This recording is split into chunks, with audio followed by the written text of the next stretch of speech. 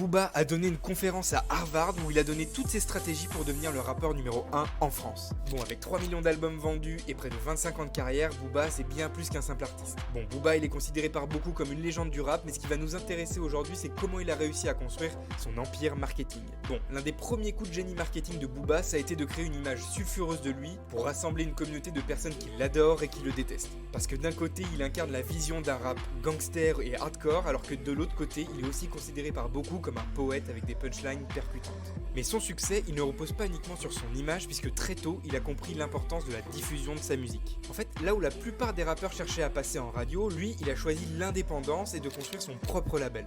Mais surtout, il a laissé son art parler pour lui en refusant de se conformer aux règles de l'industrie. Et surtout, il a utilisé une stratégie marketing redoutable qu'on appelle le clash. Puisqu'à chaque altercation, il va être dans la confrontation, il va capter l'attention et il va surtout monopoliser l'attention.